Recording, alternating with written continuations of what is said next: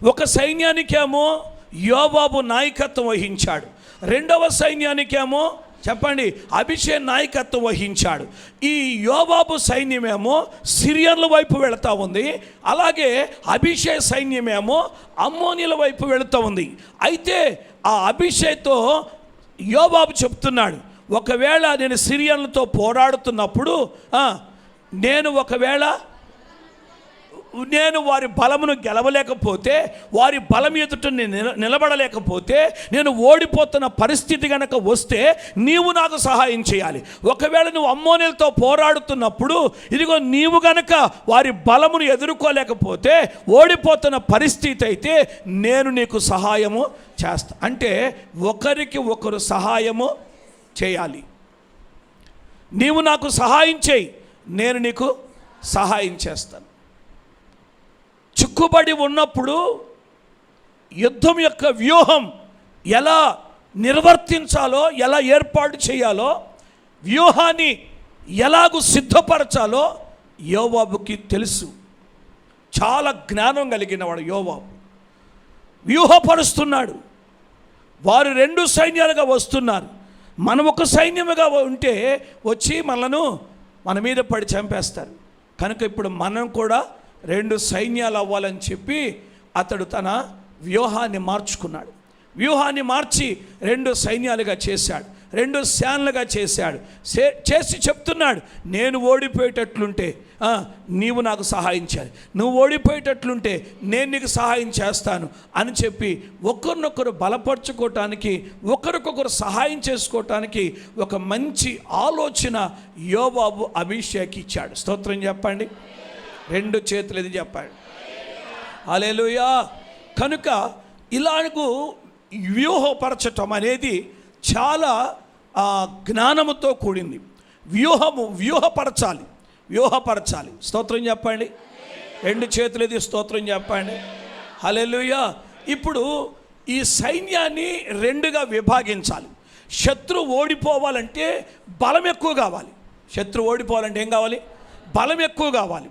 శత్రువు ఓడిపోవాలంటే సైన్యము బలముగా పనిచేయాలి. సైన్యము బలముగా పని చేయాలి అని అంటే ఒక్క చోట ఉంటే బలముగా పని చేయలేరు. కనుక రెండుగా విభాగించాలని రెండుగా విభాగించాడు. విభాగించి ఇప్పుడు యుద్ధానికి బయలుదేరి యుద్ధానికి వెళితే ఆ రెండు సేనల ఎదుట, ఆ రెండు సైన్యములు ఎదుట, యోవాబు సైన్యం ఎదుట, అభిషేక్ సైన్యం ఎదుట శత్రువు ఓడిపోయి పారిపోతున్నట్లుగా చూస్తాం. అందుకే 13వ వచనంలో వాళ్ళని ధైర్యపరుస్తూ చెప్తాడు. ఏమని చెప్తాడంటే, అభిషేక్ ధైర్యం కలిగి ఉండు.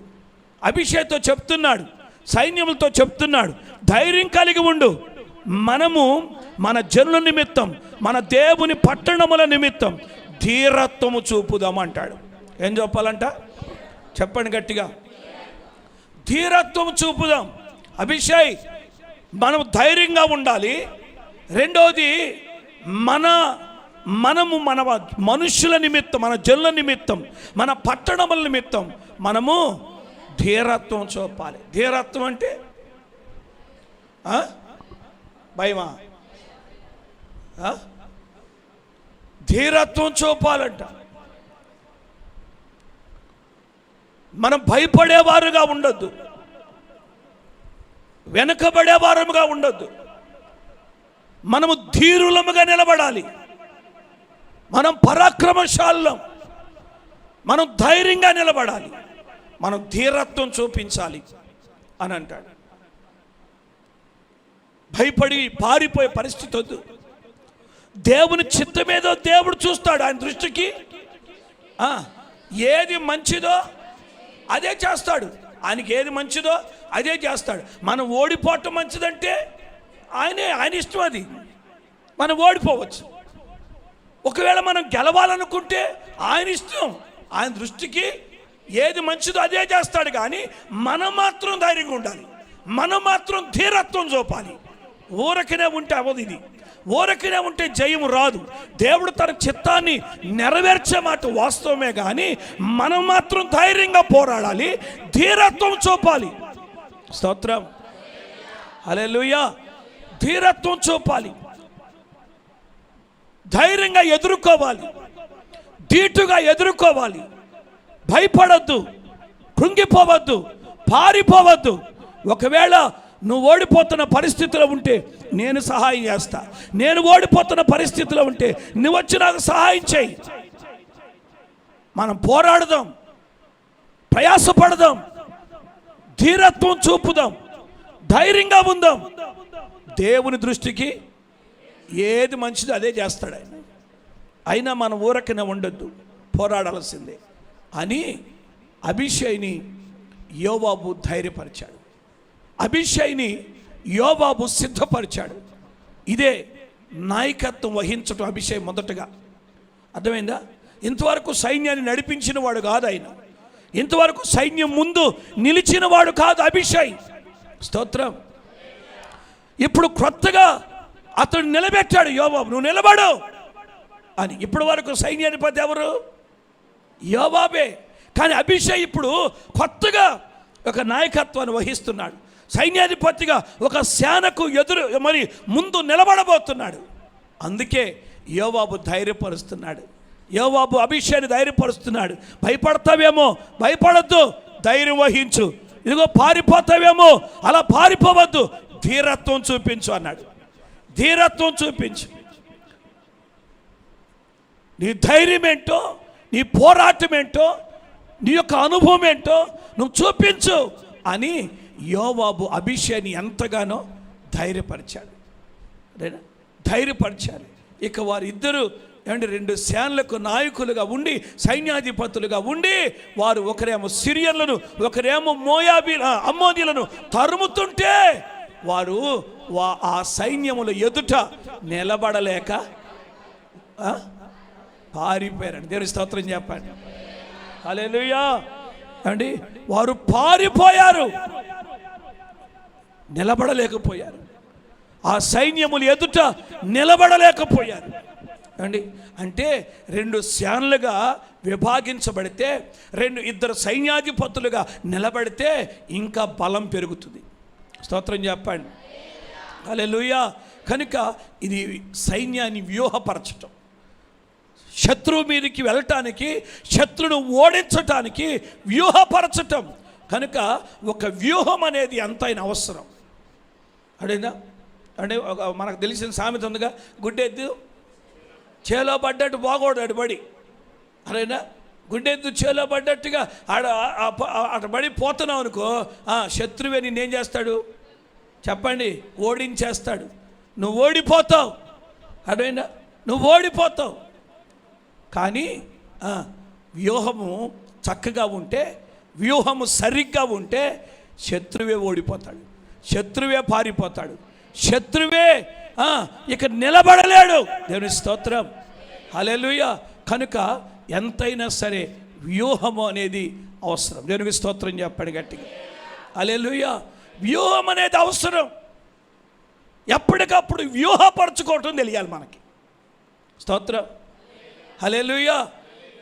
ఇప్పుడు మనకు వ్యూహం ఏర్పాటు చేసి అనుకోండి, వ్యూహాలు ఏదైనా చేయాలి, ఇక ఇలా చేయండి ప్రార్థన, ఇలా చేయండి ప్రార్థన అని. దాని స్తోత్రం. ఇప్పుడు ఈరోజు 5 ప్రార్థన చేశారు, రాత్రి 5 ప్రార్థన చేశారు. చేశారా? రాత్రి 5 ప్రార్థన చేశారు. ఈరోజు కూడా ఒక 5 ప్రార్థన చేశారు అనుకోండి. స్తోత్రం. ఏమండి, ఒక 5 ప్రార్థన చేశారు. నిన్న 5 ప్రార్థన చేశారు. ఇప్పుడు 10 మంది చేయాలి ప్రార్థన. వ్యూహం మారాలి. అర్థమైందా? వ్యూహం మారాలి. 2 సేనలు అవ్వాలి. దేవునికి స్తోత్రం. హల్లెలూయా. 2 సేనలు అవ్వాలి. ఇప్పుడు ఇక్కడ ఒక 5 ఒక సేనలో, రెండవ సేనలో ఒక 5 ప్రార్థన చేశారనుకోండి. ఇప్పుడు 10 మంది చేశారు ప్రార్థన. ఇప్పుడు 10 మంది ప్రార్థన ఇంకా బలమైంది. ఆమేన్ చెప్పవే. స్తోత్రం. 10 మంది ప్రార్థన చేస్తే 10 మంది ప్రార్థన చెప్పండి ఇంకా బలమైంది. స్తోత్రం చెప్పండి. హల్లెలూయా. చెయ్యాలి. వ్యూహాన్ని మార్చుకుంటూ ఉండాలి. ఎప్పటికప్పుడు వ్యూహాన్ని ఏర్పరచుకుంటూ ఉండాలి. ఎప్పటికప్పుడు యుద్ధముకు సిద్ధపడతా ఉండాలి. ప్రార్థన శక్తిని పెంచాలి, సైన్యం యొక్క బలాన్ని పెంచాలి. హల్లెలూయా. ఎప్పుడు వాళ్ళే చేస్తున్నారు, ఎప్పుడు వాళ్ళకే టైం సరిపోతుంది. యేసు రక్తమే. స్తోత్రం చెప్పాలి. ఇక మిగిలిన సంగతి ఏంటి? స్తోత్రం. ఏమండి, వ్యూహాన్ని మార్చాలి. ఇప్పుడు యోవాబు ఎలాగూ వ్యూహం మార్చి సేనను సిద్ధపరిచాడో, సైన్యాధిపతిని సిద్ధపరిచాడో, అలాగే మనం కూడా సిద్ధపడాలి. స్తోత్రం. రెండు గుంపులుగా ఏమండి, 2 గుంపులుగా విడిపోయి ప్రార్థన చేశాను అనుకోండి. ఇప్పుడు అందులో 5, ఇందులో 5, 10 మంది చేస్తారు. 4 గుంపులుగా విడిపోయి ప్రార్థన చేశాను అనుకోండి. అందులో 5, అందులో 5, అందులో 5 ప్రార్థన చేస్తే ఇప్పుడు ఎంతమంది అయ్యారు? అలా చేస్తే ఏంటి తప్పు? అసలు ఏం తక్కువ అయితే మనకి చెప్పండి? స్తోత్రం. మా నాన్న ఉన్నప్పుడైతే అసలు అన్ని గ్రూపులు ఉండే కాదు. ఈయన వచ్చిన కాడ నుంచి గ్రూపులు చేస్తానంట. మన ఆలోచన ఎట్లుంటుంది? ఈయన వచ్చిన కాడ నుంచి ఇది గ్రూప్ సిస్టమ్ అనుకుంటారు చాలామంది. ఏసు రక్తమే ఇది, యుద్ధానికి వ్యూహం అన్న సంగతి గ్రహించట్లా. స్తోత్రం. కానీ ఇక రకరకాల ఆలోచనలు దుష్టుడు అలా రేపుతూ ఉంటాడు, ఏదో ఒకటి వస్తూ ఉంటాయి. ఏసు రక్తమే. స్తోత్రం. అయితే ఎవరు ఏమనుకున్నా ఒక వ్యూహము ఏర్పాటు చేయటం అనేది అది ఎంతైనా మంచిది. దేవుని స్తోత్రం. బలం పెరుగుతుంది, శక్తి పెరుగుతుంది, ప్రార్థన ఎక్కువగా చేయటానికి అవకాశం ఉంటుంది. కనుక అలాగ ప్రార్థన చేసినప్పుడు శత్రువు పారిపోతాడు. స్తోత్రం. శత్రువు ఓడిపోతాడు. 5 ప్రార్థన చేస్తుంటే శత్రువు పారిపోలా. 10 మంది ప్రార్థన చేస్తే శత్రువు చెప్పండి పారిపోయాడు. ఇప్పుడు 20 మంది ప్రార్థన చేస్తే అది శత్రువు వస్తాడా? భూమిని తల్ల క్రిందులు చేసేవారు ఇక్కడ కూడా వచ్చారనుకో. ఏసు రక్తమే. హల్లెలూయా. కనుక వ్యూహపరచటం నేర్చుకోవాలి. యోవాబు వ్యూహపరిచాడు, సైన్యాన్ని సిద్ధపరచటం యోవాబుకు తెలుసు. చెప్తున్నాడు, ఇదిగో మనము ధైర్యం వహించాలి, మనం ధైర్యంగా ఉండాలి, ధీరత్వం చూపించాలి. ఎందుకంటే మన జనుల నిమిత్తం, మన పట్టణముల నిమిత్తం, మన జనులు నశించిపోకుండా, మన పట్టణాలు పాడైపోకుండా ఉండాలి అని అంటే మనం ధీరత్వం చూపించాలి. మన కుటుంబాలు పాడవకుండా ఉండాలంటే, మన కుటుంబాలు నాశనం కాకుండా ఉండాలంటే మనం ధీరత్వం చూపించాలి. మనం ధీరులముగా నిలబడకపోతే, ఎదుర్కోలేకపోతే, వీరులముగా ఎదుర్కోలేకపోతే ఏమాత్రం కూడా మనం శత్రువుని ఓడించలేం. వాడు పారిపోడు, వాడు మనల్ని ఓడిస్తాడు, వాడు మన కుటుంబాన్ని ఓడిస్తాడు, వాడు మన పిల్లలను ఓడిస్తాడు, వాడు ఇదిగో మన సంఘాన్ని ఓడిస్తాడు. మన కుటుంబాలు, మన జనులు, మన పట్టణాలు పాడైపోతాయి. కనుక అలా పాడవకుండా ఉండాలి అని అంటే మనము ధైర్యంగా ప్రార్థన చేయాలి, ధీరులముగా సైన్యానికి, శత్రువుకి ఎదురుగా నిలబడాలి. స్తోత్రం. ఒకరికి ఒకరు సహాయం చేయాలి. స్తోత్రం చెప్పాలి. ఒకరికి ఒకరు ఏం చేయాలి? సహాయం చేయాలి. ఒకరినొకరు బలపరచాలి, ఒకరిని ఒకరు పురికొల్పాలి. అలాగూ మనం ప్రయాసపడినప్పుడు ఖచ్చితంగా శత్రువుని ఓడించగలుగుతాం. దేవుని స్తోత్రం. హల్లెలూయా, హల్లెలూయా. అండి ఆ 14వ వచనం చివరి మాట ఏంటి? వారు నిలువలేక అతని ఎదుట నుండి తిరిగి పారిపోయిరి. స్తోత్రం. హల్లెలూయా, హల్లెలూయా. సిరియన్లు పారిపోయారు. యోవాబు ఎదుట సిరియన్లు నిలబడలేకపోయారు. యోవాబు ఎదుట సిరియన్లు నిలబడలేక పారిపోతే అమ్మోనీయులు సిరియన్లు పారిపోవట చూచినప్పుడు వారును అతని సహోదరుడైన అబీషై ముందర నిలువలేక వారు పారిపోయి పట్టణములో చొచ్చారంట. దేవుని స్తోత్రం చెప్పండి. హల్లెలూయా. అండి 2 సైన్యాలు పారిపోయింది. సిరియనులకి ఎన్ని రథాలు ఉన్నాయంట? 32,000 రథాలతో వాళ్ళు వచ్చినా యోవాబు ఎదుట నిలబడలేకపోయారు, పారిపోయారు. వారు పారిపోవటం చూసి అమ్మోనీలు కూడా వారే పారిపోయారు. అన్ని రథాలు ఉన్న వాళ్ళే పారిపోయారు. మనం కూడా పోదాం పదండి, యేసు రక్తమే స్తోత్రం అని వీళ్ళు కూడా వారి పట్టణాలకి వెళ్ళిపోయారంట. అప్పుడు యోవాబు తిరిగి యెరూషలేముకి వచ్చినట్లుగా లేఖనంలో చూస్తున్నాం. స్తోత్రం చెప్పండి గట్టిగా, హల్లెలూయా, హల్లెలూయా. కనుక దేవుని యొక్క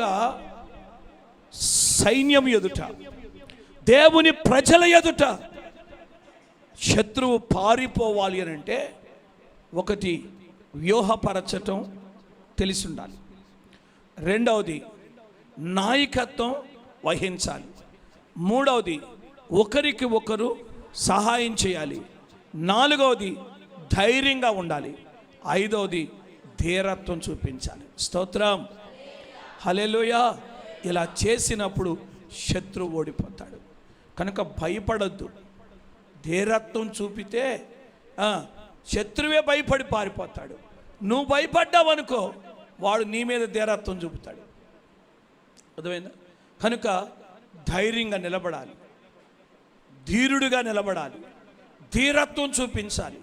అలాగ నిలబడినప్పుడు శత్రువుని ఎదుట పారిపోతాడు, వాడు పారిపోతాడు. శత్రువుని జయించాలి, శత్రువుని ఓడించాలి. అవమానించిన వారే, అవహేళన చేసిన వారే, ఎంతగానో ఇబ్బంది పెట్టిన వారే, యుద్ధం చేయటానికి వచ్చిన వారు తిరిగి పారిపోతారు. కనుక శత్రువు పారిపోవాలి అంటే మనము యుద్ధము చేయటానికి సిద్ధంగా ఉండాలి, వ్యూహపరచుకోవాలి. 2 సేనలుగా, 3 సేనలుగా, 4 సేనలుగా ఇలాగూ విభాగించబడినప్పుడు లేక వ్యూహపరుచుకున్నప్పుడు మనము ఇంకా బలమైన ప్రార్థన చేయగలుగుతాం. స్తోత్రం, హల్లెలూయా. 5 కలిసి స్తోత్రాలు చెప్తున్నారు, కానీ 10 మంది కలిసి చెప్పారనుకోండి, చెప్పండి ఇంకెంత బలంగా ఉంటుంది, అవునా కదా? కనుక ఇప్పుడు శక్తిని పెంచాలి, ప్రార్థనా శక్తిని పెంచాలి, ప్రార్థనా బలాన్ని పెంచాలి, మనం సైన్యాల్ని సిద్ధపరచాలి. ఒకరు ఒక శత్రువు వైపు వెళ్ళాలి, ఇంకొక శత్రువు వైపు వెళ్ళాలి, పారిపోవాలి. ఎవరైనా ఓడిపోతున్న పరిస్థితి అయితే ఒకరికి ఒకరు ఏం చేయాలి? సహాయం చేయాలి, ఒకరినొకరు బలపరచుకోవాలి. అలా చేసినప్పుడు ఎంతగానో శత్రువుని ఓడించగలుగుతాం. దేవునికి స్తోత్రం, హల్లెలూయా. కనుక ఇలాంటి వ్యూహాత్మకమైనటువంటి ప్రార్థన జీవితం మనం కూడా కలిగి ఉండి శత్రువుని ఓడించుదాం, శత్రువుని గెలిచి శత్రువు పారిపోయేటట్లుగా చేసి మనము దేవుని నామాన్ని మహింపరచాలి. మన పట్టణాల్ని, మన కుటుంబాల్ని, మన ప్రజలను మనం ఎంతైనా కాపాడుకోగలిగిన వారం అవుతాం. కనుక అలాంటి కృప దేవుడు మనకు దయచేయను గాక. ప్రార్థన చేద్దాం. అందరూ తలలు వంచండి, కళ్ళు మూసుకునండి, ప్రార్థన చేసుకుందాం. అందరూ తలలు వంచి కళ్ళు మూసుకుని 1 నిమిషం పాటు అందరూ ప్రార్థన చేయండి, ప్రభుని స్తుతించండి. శత్రువు యుద్ధానికి వస్తున్నాడు. మనలను అవమానపరిచిన వాడే, మన తలను, మన గడ్డమును గొరిగిన వాడే, మన వస్త్రాలు కత్తిరించిన వాడే మరలా యుద్ధానికి వస్తున్నాడు. ఒకప్పుడు అవమానించిన వాడే మరలా ఇప్పుడు యుద్ధానికి వస్తున్నాడు. దేవుని సేనగా, యెహోవా సేనగా వ్యూహపరిచి ధైర్యంగా నిలబడినప్పుడు శత్రువు ఓడిపోతాడు, శత్రువు పారిపోతాడు. అయ్యా, ఈ పోరాటంలో ధైర్యంగా నిలబడగలిగిన అనుభవం నాకు, ఈ పోరాటంలో ధీరత్వం కలిగి యుద్ధము చేయగలిగిన అనుభవం నాకు దయచేయండి. ఈ పోరాటంలో పారిపోకుండా ఒకరికి ఒకరు సహాయం చేస్తున్న అనుభవం దయచేయండి. మీరు కృప చూపండి ప్రభు అని ప్రభు సన్నిధిలో ప్రార్థన చేయండి. ప్రార్థన శక్తి పెరగాలి, ప్రార్థన బలం పెరగాలి, ప్రార్థించేవారు ఎక్కువ అవ్వాలి, స్తుతించేవారు ఎక్కువగా ఉండాలి. దేవుని కార్యం మనం చూస్తాం, మన జనులు క్షేమంగా ఉండాలి, మన కుటుంబాలు క్షేమముగా ఉండాలి, మన పట్టణాలు క్షేమముగా ఉండాలి, మన ప్రజలు క్షేమముగా ఉండాలి. వారిని కాపాడుకొనుటకు మనము వ్యూహాత్మకముగా యుద్ధము చేయాలి, ప్రార్థన చేయాలి. దేవుని సన్నిధిలో అలాగ మొర్రపెట్టినప్పుడు దేవుని కార్యాలు చూడగలుగుతాం. అయా పోరాడగలిగిన అనుభవం దయచే, యుద్ధము అయా చేయగలిగిన అనుభవం దయచే. నీ దృష్టికి ఏది మంచిదో అది నువ్వు చేస్తావు, కానీ నేను ధైర్యంగా నిలబడాలి. నీ దృష్టికి ఏది మంచిదో అది చేస్తావు, కానీ నేను ధీరత్వం కలిగి ఉండాలి. అయ్యా భయపడిపోతున్నానేమో, పారిపోతున్నానేమో, కృంగిపోతున్నానేమో, అలాంటి స్థితిలో నేను ఉండకూడదయ్యా. నా ప్రజలు, నా పట్టణము అయ్యా క్షేమముగా ఉండాలి, కాపాడుకోవాలి. వాటినంటే నేను ఎంత ధైర్యంగా ఉండాలో నాతో మాట్లాడు. మీ వాక్యాన్ని బట్టి స్తోత్రాలు, మీ ఉపదేశాన్ని బట్టి స్తోత్రాలు. మీకు స్తోత్రాలు ప్రభు అని చెప్పి అందరు చెప్పండి, స్తోత్రాలు చెప్పండి. అందరు రెండు చేతులు కొంచెం గట్టిగా చెప్పండి, వినబడేటట్టు చెప్పండి, కొంచెం శక్తివంతంగా చెప్పండి. నీ బలము పెరగాలి, నీ శక్తి పెరగాలి, వ్యూహాత్మకముగా పోరాడాలి, శత్రువుతో జయించాలి. చేద్దాం, యుద్ధం చేద్దాం, పోరాడదాం, పారిపోవాలి శత్రు, ఓడిపోవాలి శత్రు, దురాత్మ శక్తులు పారిపోవాలి, దేవుని కార్యాలు జరగాలి. హల్లెలూయా, స్తోత్రం స్తోత్రం స్తోత్రం. చెప్పండి, అందరూ చెప్పండి, ప్రభుని స్తుతించండి, ప్రభు నామాన్ని ఘనపరచుదాం, ప్రభు నామాన్ని మహిమపరచుదాం. హల్లెలూయా హల్లెలూయా హల్లెలూయా హల్లెలూయా హల్లెలూయా. స్తోత్రం స్తోత్రం స్తోత్రం స్తోత్రం స్తోత్రం స్తోత్రం స్తోత్రం స్తోత్రం స్తోత్రం స్తోత్రం. అందరు గట్టిగా చప్పలు కొడుతూ దేవుని నామాన్ని మహిమపరచుదాం. యుద్ధము యెహోవాదే, యుద్ధము యుద్ధము యుద్ధము యెహోవాదే. రాజులు మనకెవరు లేరు, శూరులు మనకెవరు, రాజులు మనకెవరు లేరు, శూరులు సైన్యములకు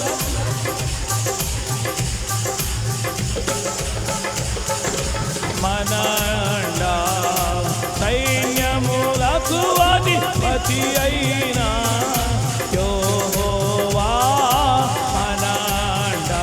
యుద్ధము యెహోవాదే, యుద్ధము యుద్ధము. ఆమేన్.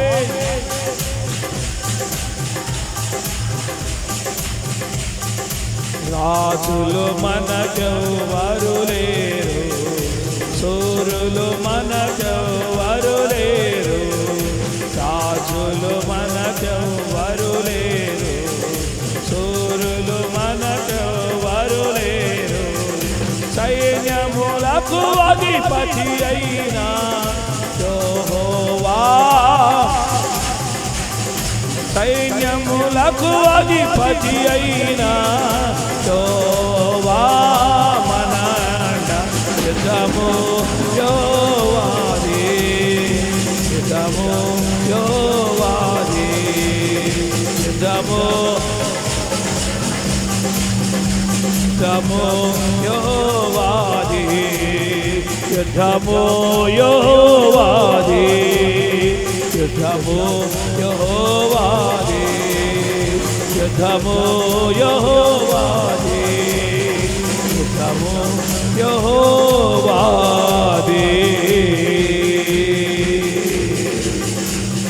హల్లెలూయా హల్లెలూయా హల్లెలూయా హల్లెలూయా హల్లెలూయా. యెహోవా తన దృష్టికి ఏది మంచిదో అది చేస్తాడు. కానీ నీవు వ్యూహము కలిగి ఉండాలి, ధైర్యముగా ఉండాలి, ధీరత్వం చూపాలి, సహాయం చేయాలి. గొప్ప విజయాన్ని చూడగలుగుతావు, గొప్ప జయమును చూడగలుగుతావు. నీ కుటుంబాన్ని, నీ ప్రజలను కాపాడుకోవాలి, నీ పట్టణాన్ని, నీ ఇంటిని కాపాడుకోవాలి. ప్రార్థన చేద్దాం. పరిశుద్ధుడా, ప్రేమగల తండ్రి, సకల ఆశీర్వాదాలకు కారణభూతుడా మా యేసయ్య, మీకు స్తోత్రాలు. మీ లేఖన భాగంలోండి మాతో మీరు మాట్లాడిన శ్రేష్టమైన మాటలను బట్టి స్తోత్రాలు. వాక్యాన్ని ప్రతి హృదయంలో నీరు కట్టి నూరంతలుగా ఫలింపచేయండి. అయ్యా ప్రభా, శత్రువు మా మీదకి వస్తున్నాడు. 2 సేనలుగా వస్తున్నాడు, 3 సేనలుగా వస్తాడు, 4 సేనలుగా వస్తాడు. వాడు ఎన్ని సేనలుగా వచ్చినా వారితో పోరాడటానికి వ్యూహము చేయగలిగిన అనుభవం మాకు దయచే, వ్యూహపరచగలిగిన అనుభవం మాకు దయచే, ధైర్యంగా నిలబడగలిగిన అనుభవం దయచే, ధీరత్వం చూపగలిగిన అనుభవం దయచే. అయ్యా, సహాయము చేయగిన అనుభవం దయచే. శత్రువు ఓడిపోవాలి, శత్రువు పారిపోవాలి. మా జనులు క్షేమంగా ఉండాలి, మా పట్టణాలు క్షేమముగా ఉండాలి, మా కుటుంబాలు క్షేమముగా ఉండాలి. అయ్యా, మా సంఘములు క్షేమముగా ఉండాలి, మా ప్రజలు క్షేమముగా ఉండాలి. శత్రువు పారిపోవాలి. నీ దృష్టికి ఏది మంచిదో అది చేయగలిగిన దేవుడు ప్రభువా. అయ్యా, నీ దృష్టికి మంచిదిగా చేయగలిగిన వాడు. నీ ప్రజలను ఓడిపోనివ్వలేదు, నీ ప్రజలను పారిపోనివ్వలేదు, నీ ప్రజలను ధైర్యంగా నిలిపావు, నీ సైన్యాన్ని ధైర్యంగా నిలబెట్టావు. అందును బట్టి స్తోత్రం. మమ్మల్ని కూడా బలపరచండి, మమ్మల్ని కూడా నిలబెట్టండి, వాడుకోండి, కృప చూపండి, సహాయం చేయండి. వాక్యాన్ని ప్రతి హృదయంలో నీరు కట్టి నూరంతలు పరగించి చేరి కూడి వచ్చిన మా పిల్లలందరూ కూడా దీవించి, ఎవరు ఏ అవసరంతో అక్కర్లతో వచ్చారు వారి అవసరతలు అక్కర్లన్నీ తీర్చి కృపాక్షేమాలు వెంట ఉంచి మేలు చేసి మహిమ తెచ్చుకోండి. ఇంకా మిగిలిన 5 రోజుల కూడికలు కూడా జయకరంగా జరిగించి మహిమ పొందమని యేసుక్రీస్తు నామములో అడుగుచున్నాను తండ్రి, ఆమేన్. నా ప్రాణమా యెహోవాను స్తుతించు, నా అంతరంగమున సమస్తమైన పరిశుద్ధ నామమును స్తుతించు. నా ప్రాణమా యెహోవాను స్తుతించు. ఆయన చేసిన ఉపకారంలో దేనిని మరొక. ఆమేన్. మన తండ్రి అయిన దేవుని ప్రేమ, ఆయన కుమారుడు మన రక్షకుడైన యేసుక్రీస్తు ప్రభుల వారి కృప మనందరినీ సర్వసత్యములోనికి నడిపించిన పరిశుద్ధాత్మక అన్యోన్య సహవాసం మనకును సకల పరిశుద్ధులకు ఇప్పుడు ఎల్లప్పుడు సదాకాలం తోడై నడిపించునుగాక. యేసు రక్తమే జై.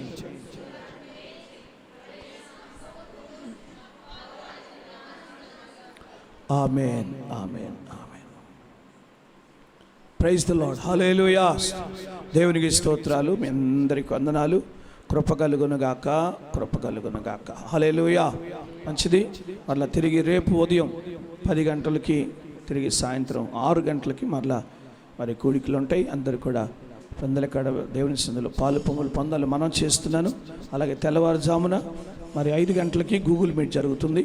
మరి పాలు పొంగులు పొందేవారు 5 గంటలకు గూగుల్ మీట్కి రావాలని నేను ప్రభు పేరిట మనం చేస్తున్నాను. అందరికీ వందనాలు. God bless you. Praise the lord.